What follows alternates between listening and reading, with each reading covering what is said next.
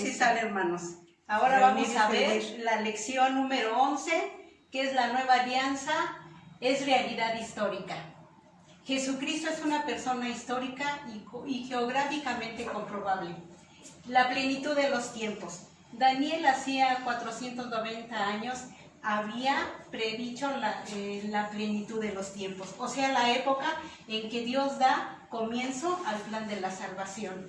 Y lo vemos en Daniel 9:24. Bueno, Jesús, como toda persona, es una persona que se comprueba por la historia. Es una persona que no nada más la tenemos nosotros, que se comprueba por la historia bíblica, sino también por la historia humana. La historia humana nos habla a la par de la historia divina con la historia humana.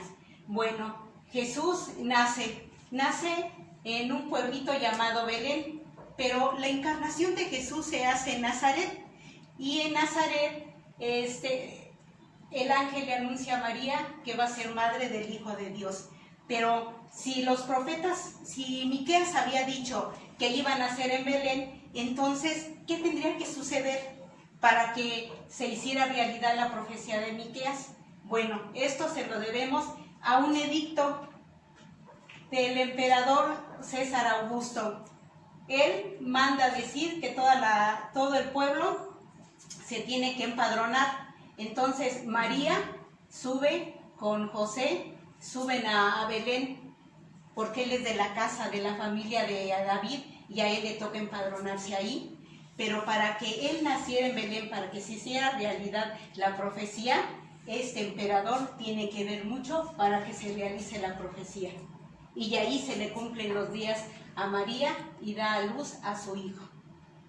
Bueno, pues entonces vemos que Jesús es una persona que vivió, que nació, que vivió, que tuvo vida pública, que sufrió una pasión, una muerte, pero resucitó.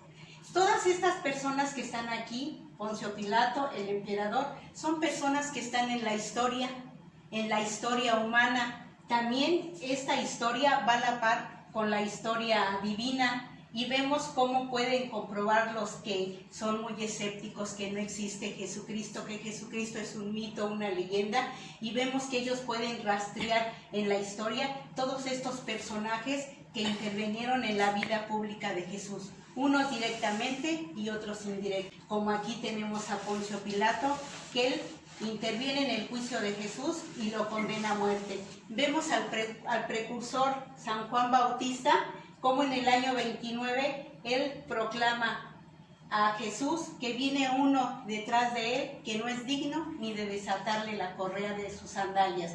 Pero volvamos a la historia humana y vemos cómo todos estos personajes fueron contemporáneos de Jesús y existieron en su época, y lo vemos no tan solo en la historia bíblica, sino también en la historia humana. Veamos un poquito acerca de lo que es la unión hipostática de Jesús. Jesús es la única persona que tiene dos naturalezas, la divina y la humana. En Jesús solamente se dan esas dos naturalezas que es consubstancial al Padre en lo divino, consubstancial al hombre en lo humano, nada más que con algo, la humana, que él no está inclinado hacia el mal como nosotros. Él no tiene esa inclinación que nosotros tenemos. Bueno, en el tiempo de Jesús también había autoridades, y esas autoridades lo vemos en lo civil, y también vemos la autoridad civil y la autoridad religiosa. Vemos en ese tiempo el pontificado de Anás y Caifás, que también intervinieron en la condena de Jesús. Podríamos también hablar un poco que en aquel entonces la autoridad se regía como principal, pues el emperador romano, que vemos, y en la Judea la autoridad se dividía en 4 personas que detentaban esa autoridad y que se le llamaba tetrarquía. Esas personas existieron y todavía esos lugares donde estuvieron existen. Belén existe, Jerusalén existe.